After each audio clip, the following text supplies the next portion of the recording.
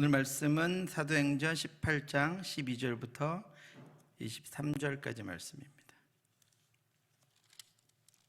사도행전 18장 12절부터 23절까지 신약성경 219쪽입니다. 12절부터 저 한 절씩 교독하도록 그렇게 하시겠습니다. 갈리오가 아가야 총독되었을 때 유대인이 일제히 일어나 바울을 대적하여 법정으로 데리고 가서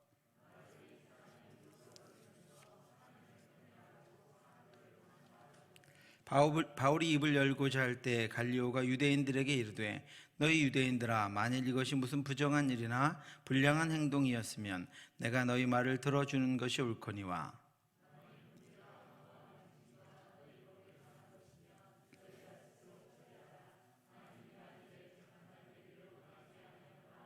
그들을 법정에서 쫓아내니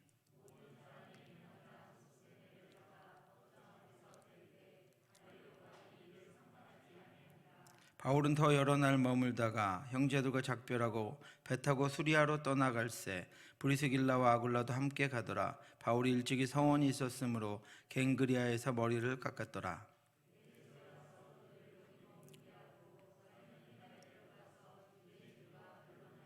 여러 사람이 더 오래 있기를 청하되 허락하지 아니하고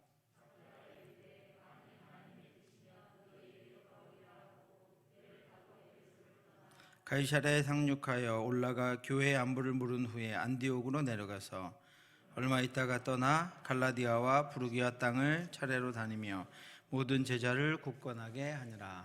아멘.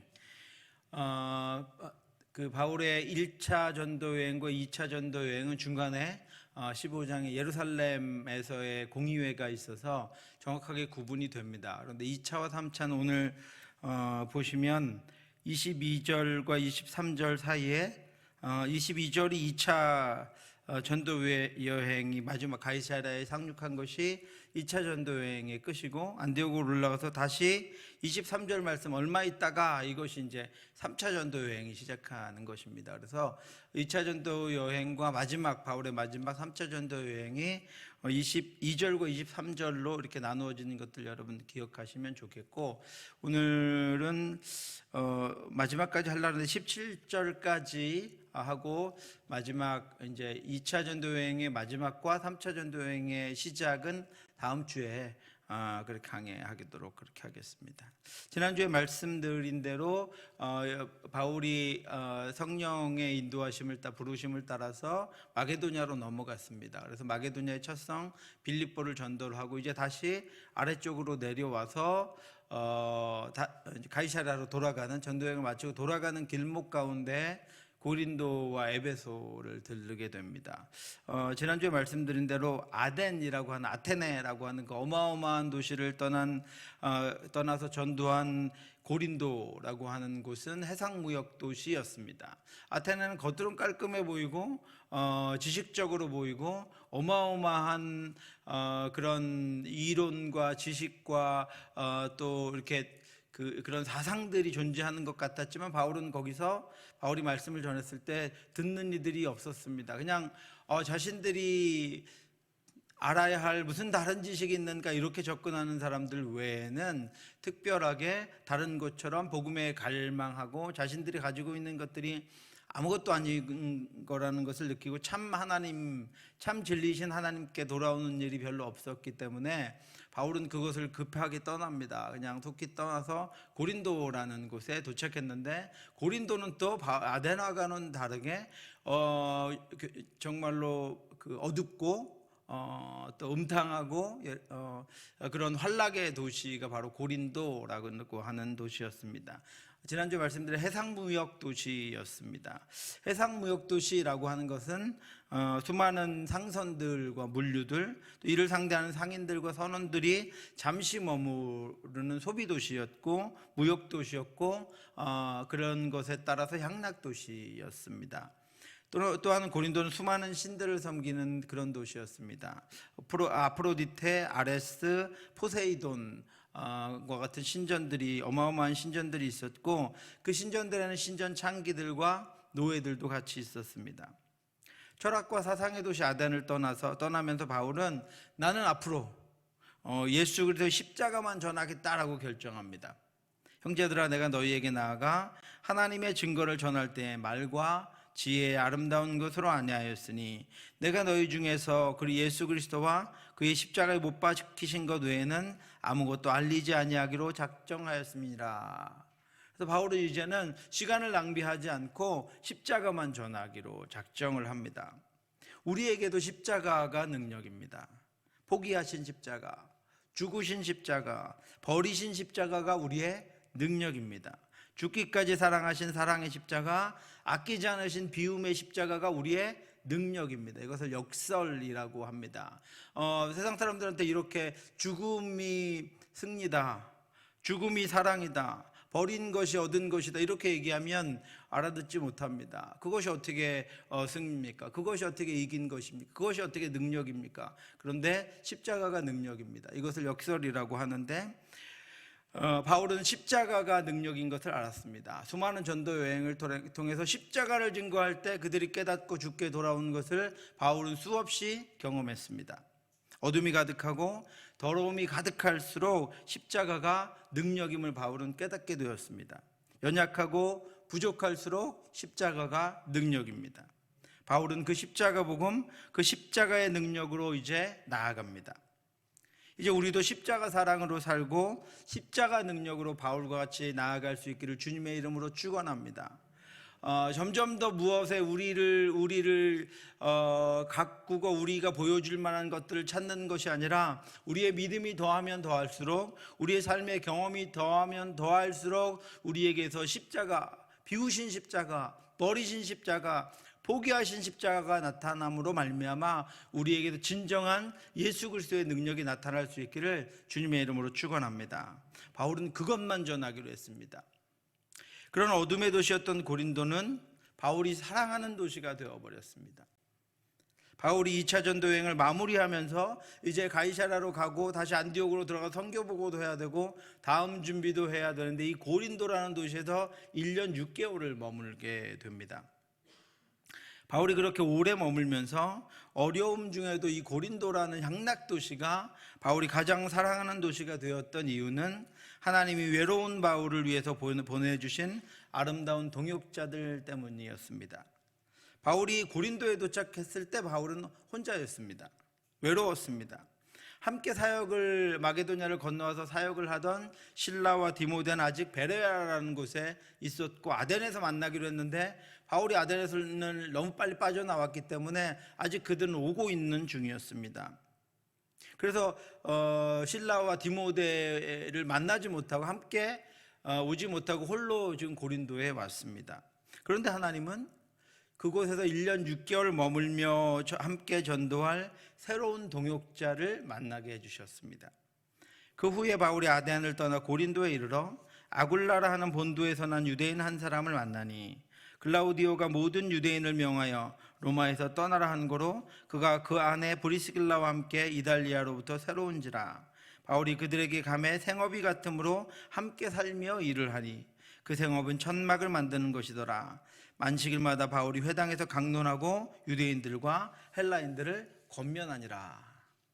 바울은 그곳에서 그 홀로 간 고린도라고 하는 도시에서 아굴라라고 하는 사람과 그의 아내 브리스길라를 만납니다. 그들은 유대인이었습니다. 그리고 그들은 이미 복음을 듣고 믿는 이들이었고 그들은 또한 복음을 증거하고 복음을 가르칠 수 있는 회심한 그리스도인들이었습니다. 그러니까 가장 바울에게 지금 필요한 유능한 이미 하나님께서 딱 준비해 놓으신 그런 부부를 만나게 하신 것입니다. 하나님은 그 부부를 고린도에서 만나게 하셨습니다. 18장 2절에 보면 만나니라고 하는 단어, 휴론이라고 하는 단어는 발견하다라는 의미가 담겨 있는 것입니다. 이 단어는 인간의 의지나 노력이 배제되어 있는 단어입니다. 인간이 만나려고 해서 만나진 것이 아니라는 것을 설명하기 위해서 이 휴론이라고 하는 단어를 사용했습니다. 작정을 하고 약속을 해서 만난 것이 아니라 발견했다라고 하는 것입니다. 조개에서 진주를 발견하듯이 광산에서 보물을 발견하듯이 그렇게 하나님의 섭리에 의해서 보내주신 이들을 발견하게 되었다라고 하는 것입니다. 이 단어는 룻이 보아스를 만났다라고 하는 그 만났다라고 하는 단어 사용되었습니다. 이 만남은 하나님이 미리 준비하신 만남이다라고 하는 것을 강조합니다.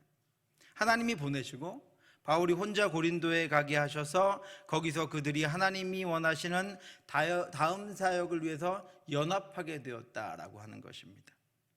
바울이 베레아에서는 소동으로 인해서 실라와 디모데만 남겨놓고 속히 아덴으로 갑니다. 또 아덴에서는 철동 같은 자기 지식으로 인해서 복음을 드리려고 하는 이들이 많자 이 실라와 디모데를 기다리지 못하고 속히 고린도로 떠납니다. 그리고 또 다른 한편에 있던 브리스길라와 아굴라는 유대인으로서 로마에 살고 있었습니다. 그런데 AD 49년에 로마 황제가 갑자기 칙령을 내립니다. 그래서 로마에 살고 있는 유대인들에게 다른 폭동이 있었는데 그것을 유대인들이 저질렀다라고 하는 그런 생각을 가지고 이제 유대인들이 로마를 다 떠나라, 위험하니까, 이런 칙령을 갑자기 내립니다. 그래서 브리스길라와 아굴라도 갑자기 로마를 떠나서 고린도로 오게 된 것입니다. 그러므로 바울과 이 부부의 만남은 고린도 사역을 위해서 각각 다른 곳에 있었던 이들을 하나님께서 고린도로 보내십니다.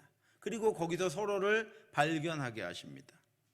하나님이 고린도 에베소 선교를 위해서 이 부부를 바울 곁으로 보내시고 또 바울을 그 부부 곁으로 보내신 것입니다. 이후로 이들은 천막 만드는 일을 하면서 안식일에는 회당에서 유대인들과 헬라인들에게 복음을 증거하는 일을 감당하게 됩니다. 그리고 그동안 또 함께 있었던 실라와 디모데도 이 고린도에 도착해서 같이 연합합니다. 실라와 디모데가 마게도냐로부터 내려오매 바울이 하나님의 말씀에 붙잡혀 유대인들에게 예수는 그리스도라 밝히 증언하니, 그 고린도, 어둠의 도시 고린도의 에서의 사역을 하는 동역자가 한 부부까지 2명이나 배가 늘게 되었습니다. 바울과 브리스길라 아굴라 부부, 디모데와 실라는 연합해서 아름다운 주의 사역을 함께 감당합니다. 그 도시의 어둠과 불신앙, 욕망과 더러움과 가증한 것들을 깨뜨리기 위해서 함께 연합해서 나아갑니다. 한 사람이면 패하겠거니와 두 사람이면 맞설 수 있나니 세 겹줄은 쉽게 끊어지지 아니하느니라. 하나님이 이 세 겹줄을 만들어 주신 겁니다.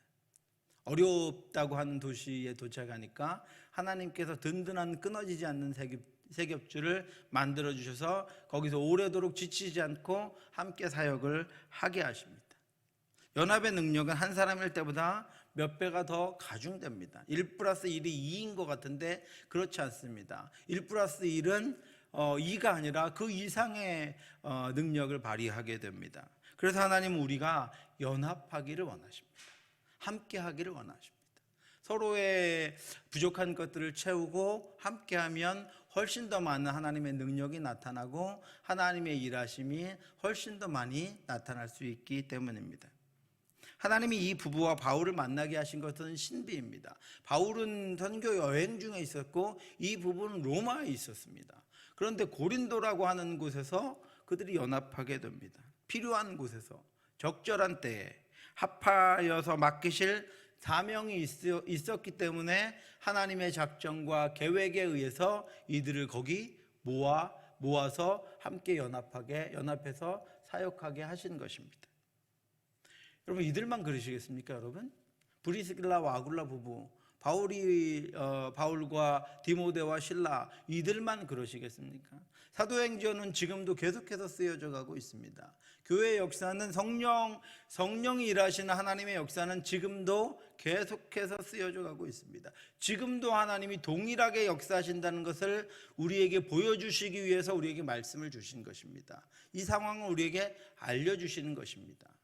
이런 기이한 만남의 역사, 이런 기이한 동역과 연합의 역사가 오늘 우리에게도 있다라고 하는 것입니다. 옆에 분 한번 보시기 바랍니다. 같은 식구들 말고 식구 아닌 분들. 네. 어떤 분은 박성재님 서울에서 오셨다, 인천에서 오셨다. 네. 뭐 이렇게 오시고 다들 그렇죠? 하나님이 왜, 무엇 때문에, 무슨 계획을 가지고 오늘 이 시간에 이후로 우리가 연합하게 하기 위해서 하나님이 우리를 부르시고 만나게 하셨다라고 하는 것입니다. 바울과 브리스길라, 아굴라 부부만 기적이 아니라 오늘 우리에게 하시는 일도 기적이다라고 하는 것입니다. 그러므로 우리 연합해야 합니다. 함께 해야 합니다. 하나님의 능력이 연합한 우리를 통해 나타날 수 있도록 해야 한다라고 하는 것입니다. 브리스길라와 아굴라의 연합, 그리고 디모데와 실라까지 돌아오자 바울은 힘을 얻었습니다. 연합의 능력이 이제 나타나기 시작합니다. 이 연합의 능력으로 바울은 자신의 사역에 더욱더 집중할 수 있었습니다. 5절에 보면 바울이 하나님의 말씀에 붙잡혔다라는 말씀이 나옵니다. 바울은 이 연합으로 인해서 하나님의 마음에 집중할 수 있었습니다. 말씀을 묵상하고 깨닫는 일은 집중하지 않으면 어렵습니다. 진지하게 말씀을 붙잡아야 합니다. 그런데 그곳은 또 어둠의 도시였기 때문에 유혹하는 것들도, 방해하는 것들도 많았습니다. 또 고린도는 교회가 그 당시까지만 해도 쉽게 세워지지 않고 후원하는 이들이 없었기 때문에 바울은 직접 일을 해서 생계를 유지하면서 복음을 전하여야 했기 때문에 다른 지나온 어떤 도시들보다도 복음을 증거하기가 어려웠습니다. 그런데 바울은 더욱더 거기서 말씀을 굳게 붙잡을 수가 있었습니다. 왜요? 동역자들이 함께 있었기 때문입니다. 하나님께서 그곳에 있을 어려움과 그곳에서 바울이 지내야 될 것들을 생각하시고 미리 그것들을 보완해 주시고 배로 능력을 발휘할 수 있도록 하나님이 미리 그렇게 인도해 주신 것입니다. 여러분, 말씀 전하기 위해서 전도자는 묵상의 능력이 있어야 합니다. 묵상의 능력은 마음을 다해야 합니다. 단지 지식적인 책을 읽는 것으로 이해하고 말씀을 전할 수 없습니다. 말씀의 뜻을 온전히 깨닫고 말씀에 담긴 하나님의 마음을 이해해야 합니다. 성령이 깨닫게 하시는 것을 깨닫기 위해서는 또 겸비해서 기도해야 합니다. 그리고 순전함으로 말씀을 받아야 합니다. 그리고 말씀을 증거하려면 시대를 분별해야 합니다. 이것이 보통 어려운 일이 아닙니다. 근데 바울은 동역자들과의 연합으로 안정되어서 말씀에 붙잡힐 수 있었습니다. 다른 것들의 마음을 빼앗기지 않을 수 있었습니다. 말씀에만 집중할 수 있었습니다. 그래서 그에게서 말씀이 풍성하게 살아났습니다. 또한 말씀에 붙잡혔다라고 하는 것은 말씀을 증거하는 일에 온전히 헌신했다라는 뜻을 가지고 있습니다. 전할 말씀을만 준비한 것이 아니라 말씀을 집중해서 전할 수 있었다라고 하는 것입니다. 바울은 말씀을 증거하는 일에도 집중할 수 있었습니다. 혼신을 다해 말씀을 증거할 수 있었습니다. 말씀을 준비하는 일과 증거하는 일에 집중하고 혼신을 다함으로 그 어둠의 도시에 빛이신 예수 그리스도를 온전히 증거할 수 있었습니다. 그리고 지치지 않고 1년 6개월이나 그곳에서 사역을 할 수 있게 되었습니다. 하나님은 선교지만 준비하시는 것이 아닙니다. 하나님은 사역만 준비하시는 것이 아닙니다. 하나님은 그의 지혜와 은혜로 필요한 것들을 채워주시고 감당할 능력도 주십니다. 바울에게 가장 절실했던 동역자들의 이름은 바울이 서신마다 가득하게 기록하고 있습니다. 가는 곳마다 다른 이들이 바울을 도왔고 바울과 함께 했습니다. 가는 곳마다 하나님이 때에 맞는 능력을 주셨고 필요한 것들을 허락해 주셨습니다. 바울은 그들을 통해 힘을 얻었고 그들을 통해 위로받았으며 그들을 통해 말씀을 연구하고 전하는 일에 집중할 수 있었습니다. 하나님이 우리에게 맡겨주신 사역들에도 이런 은혜를 주시기를 주님의 이름으로 축원합니다.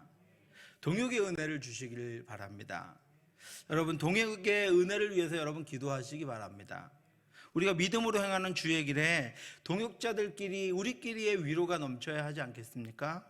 격려가 넘치고 서로를 향한 감사가 우리 안에서 넘쳐야 하지 않겠습니까? 우리가 하나님의 나라를 경험해야 하지 않겠습니까? 하나님의 위로가 우리 안에 있어야 하지 않겠습니까? 무슨 원수가 졌다고?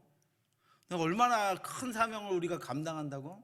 얼마나 하나님 기뻐하신 일을 감당하겠다고? 동역자들과 불화하며 내가 필요한 것들, 내가 원하는 대로 그렇게 하나님의 사역을 감당하기를 하나님이 절대로 원하시지 않는다는 것을 우리는 알고 있지 않습니까?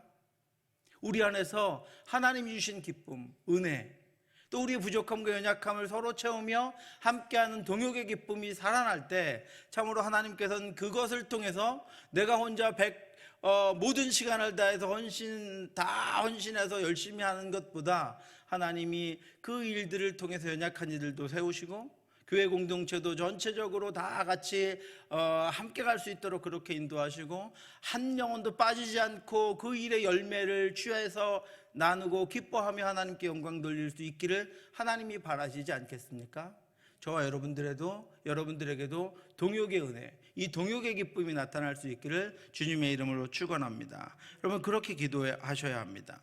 모든 영광은 하나님께 돌리고 이 땅의 상보다는 천국의 상을 받기 위해서 힘쓰지만 이 땅에서는 동역자 간의 위로로 우리의 동역의 기쁨이 넘치기를 주님의 이름으로 축원합니다. 바울은 동역자들과 이 어둠의 도시 고린도를 복음화하기 위해서 헌신합니다. 그는 그곳에서 아무런 경제적인 도움도 받을 수 없었는데 이 브리스길라와 아굴라 부부와 함께 그곳에서 2년에 한 번씩 있는 축제에 참여하기 위해서 오는 이들을 위한 텐트 천막 만드는 일을 함으로 경제적인 문제도 해결할 수 있었습니다. 그리고 고린도에 대해서 하나님이 바울에게 주신 말씀이 하나 있었습니다. 10절 말씀입니다. 우리 10절 말씀 같이 한번 읽어볼까요? 내가 너와 함께 있음에 어떤 사람도 너를 대적하여 해롭게 할 자가 없을 것이니 이는 이 성 중에 내 백성이 많음이라 하시더라. 아멘. 하나님은 어둠으로 가득해 보이는 그곳에 하나님의 백성이 많다라고 말씀하셨습니다. 내 백성이 많다. 보이는 것으로 인한 인간적인 판단을 막으신 것입니다. 그리고 오직 복음을 그 성에 전하는 데만 열중하도록 하신 것입니다. 이미 아덴의 일을 바울이 겪은 터라 고린도의 상황을 보고는 실망을 하지 않을 수가 없었습니다.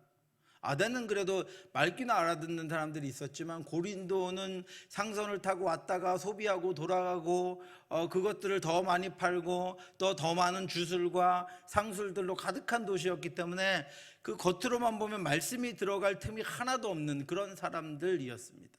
그런데 하나님께서는 내 백성이 거기 많다라고 말씀하십니다. 내 백성이 그 성에 많다.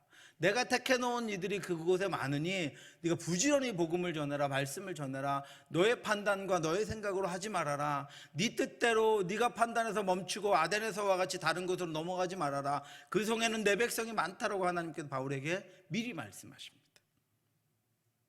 아마 그렇지 않았다면 바울은 복음을 전하기에 더 용이하고 잘 받아들일 만한 곳으로 또 떠났을지도 모릅니다. 그런 의미에서 고린도는 누가 봐도 아덴보다는 어려운 곳이었습니다. 그들은 복음에 전혀 관심이 없어 보이는 이들이었습니다. 그런데 하나님은 우리의 선교, 우리의 복음 전도에 대한 우리의 판단을 막으십니다. 바울의 생각을 막아버리셨습니다. 그 성에는 네가 보는 것이 아니라 네가 판단할 수 있는 것이 아니라 내 백성이 많다 이렇게 벌써 말씀해 버리십니다.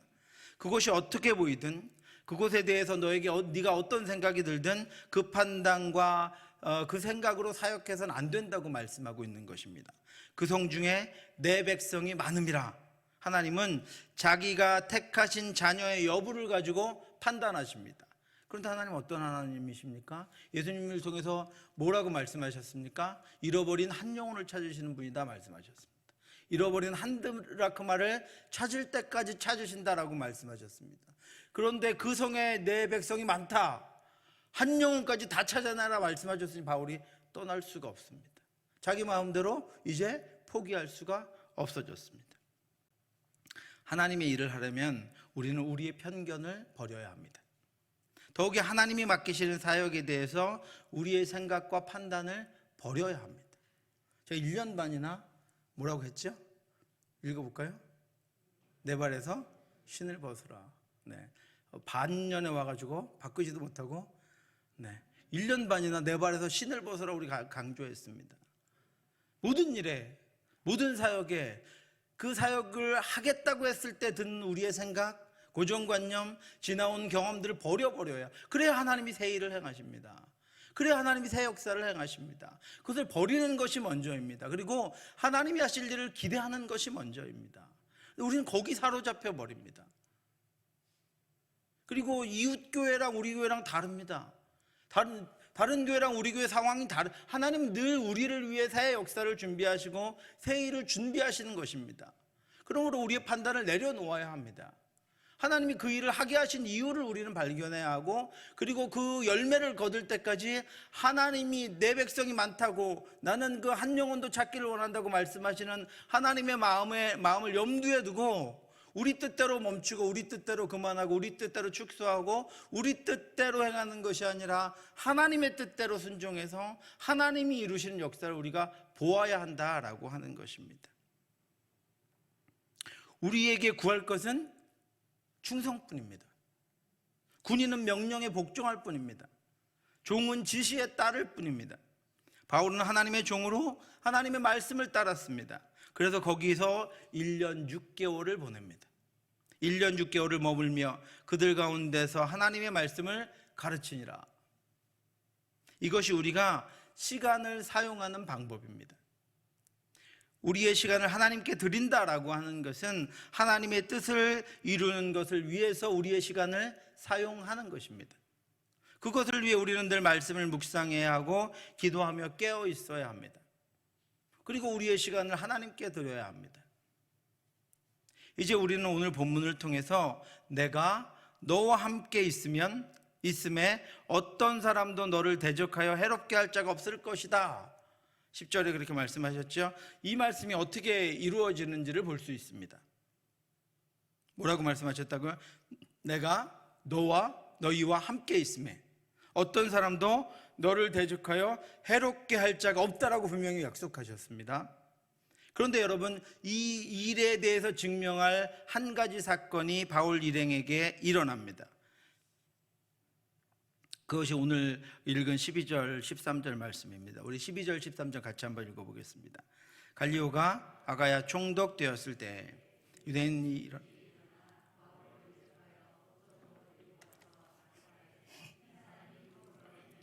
하나님을 경외하라고 사람들을 권한다 하거늘. 고린도는 아가야라고 하는 지역에 속해 있습니다. 그래서 거기는 황제를 대신해서 갈리오라고 하는 총독이 다스리고 있었습니다.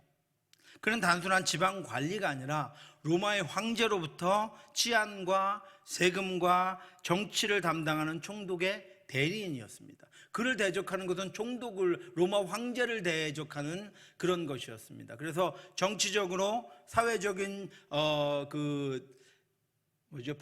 법을 집행할 수 있는 집행권까지, 죄인들을 벌할 수 있는 그런 권한, 사법권까지 그는 가지고 있었습니다. 고린도에 있던 유대인들이 바울 일행을 잡아다가 이 총독에게 고소합니다. 바울을 고소하는 이들의 모습을 금방 읽은 12절에 일제히 일어나라고 표현하고 있습니다. 그들은 일제히 일어나서 바울을 잡아 총독에게 데리고 가서 한 목소리로 격렬하게 바울을 고소합니다. 여기서 일제히 일어났다라고 하는 이 단어는 그들이 조직적이었고 집단적이었으며 결연했고 극도로 흥분된 상태였다라고 하는 것을 보여줍니다. 그들은 열정적인 분노를 가지고 있었습니다. 바울을 이번에 꼭 죽이고야 말겠다. 저를 여기서 없애지 않으면 저가 전하는 그 예수, 저가 전하는 이단 사상이 우리를 침체도 우리를 망가뜨리고 무너뜨릴 수 있겠다. 그런 생각을 가지고 어떻게든 여기서 자기들이 죽일 수가 없으니까 여기서 그를 잡아서 죽이려고 작정을 하고 일제히 일어났습니다. 그들은 총독이 이 문제를 자신들의 뜻대로 해결해 주지 않으면 총독인 당신도 해를 당하게 될 것이라고 하는 뜻을 내포할 만큼 그들은 격렬하게 바울을 고소했습니다.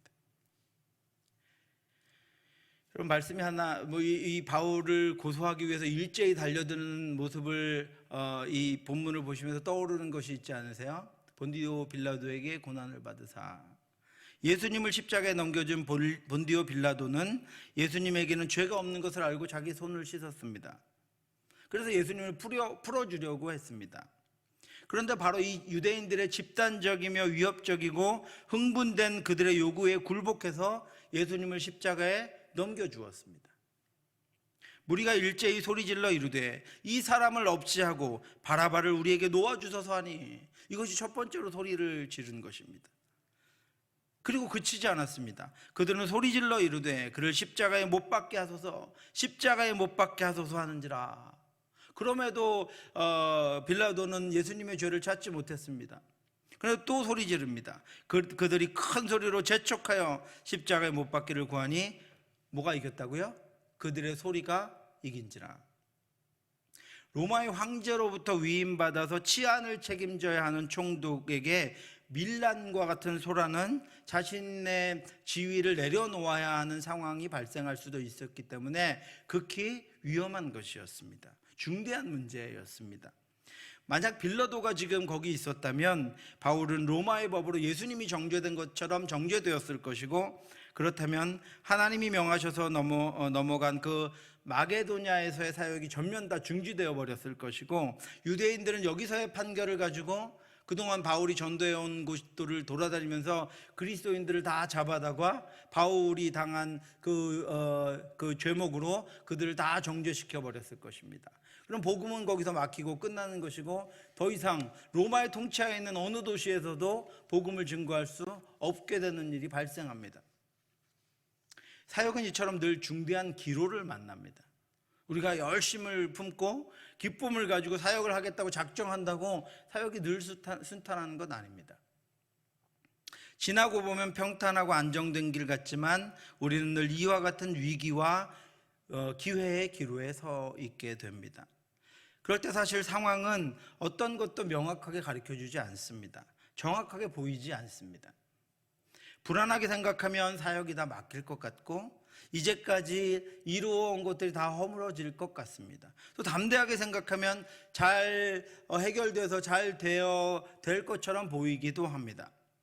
불안과 안정, 두려움과 담대함을 수없이 넘나들기 때문에 우리는 기도하게 될 수밖에 없습니다.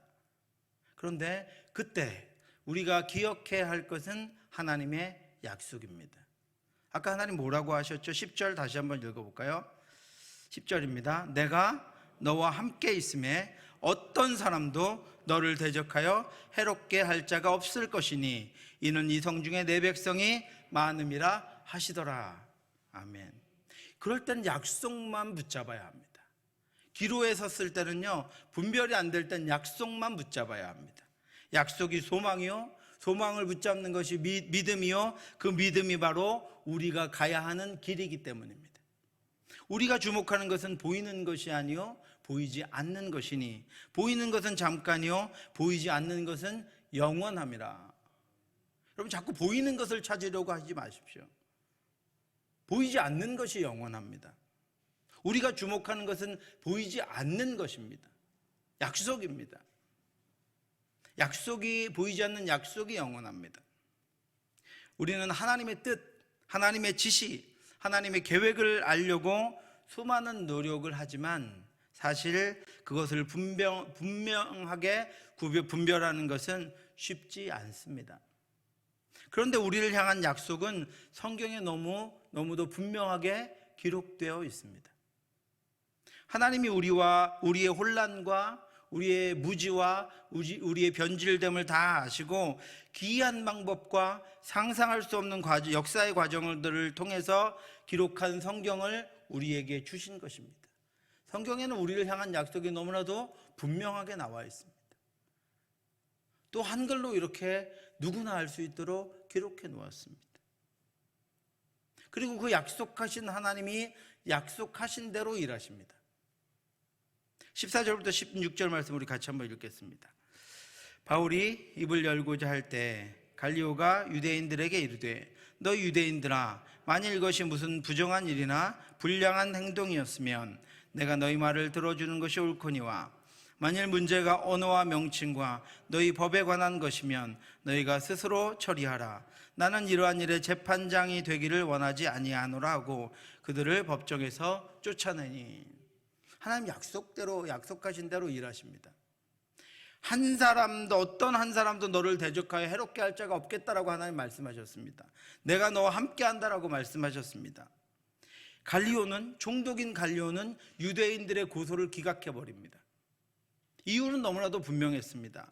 그는 빌라도와 같이 비겁하지 않았습니다. 만일 그것이 참으로 어떤 범죄나 악한 행동이었다는 것이 사실이라면 내가 법대로 너희의 고소를 받아들였을 텐데, 사실이 아니므로 나는 너희의 고소, 너희의 불평을 받아들일 수 없다라고 하고 갈리오가 그것을 기각해 버립니다. 갈리오는 유대인들의 고소가 자신의 법정에서 다룰 수 있는 것이라면, 그런 민형사상의 문제라면 로마법에 의해서 판결해 주겠다는 것입니다. 그런데 갈리오가 보기에는 이건 너희가 하나님에 관한 명칭에 관해서든 그런 말에 대해서든 너희의 종교적인 문제에 대해서 서로 의견이 달라서 생긴 그런 문제이기 때문에 로마법으로는 다룰 수 있는 문제가 아니다라고 판결해 버린 것입니다. 그러니까 너희끼리 잘 협의해서 해결하고 여기서 당장 나가라라고 쫓아내 버립니다. 갈리오는 지금 고소를 한 유대인들도 고소를 당한 바울도 같은 유대인이었기 때문에 이 문제를 유대인들 안에서의 종교적인 문제라고 판단했습니다. 만일 그가 어떤 식으로든 로마법으로 빌라도가 예수님을 정죄한 것처럼 로마법으로 정죄를 했더라면 바울은 더 이상 복음을 전할 수도 없었고 정식으로 로마법에 의해서 복음 증거하는 일이 중단되게 되는 것입니다. 그러나 갈리오는 그것이 로마법이 아니다라고 판결합니다. 내가 너와 함께 있음에 어떤 사람도 너를 대적하여 해롭게 할 자가 없을 것이니. 하나님은 약속대로 행하십니다. 갈리오를 사용하셔서 로마법에는 문제가 없는 것이라고 판단하게 함으로 말미암아 오히려 복음 전하는 사역이 보호를 받게 하십니다. 더 이상 유대인들은 이 문제를 가지고 고소할 수 없어졌습니다. 전보다 더 복음 전하는 일이 바울과 일행이 안전해졌습니다. 전보다 더 마게도냐의 교회들이 안전해졌습니다.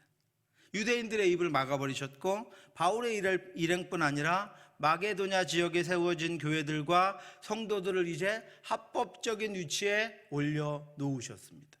사랑하는 성도 여러분, 하나님은 약속대로 일하시고 약속대로 주시는 분이십니다.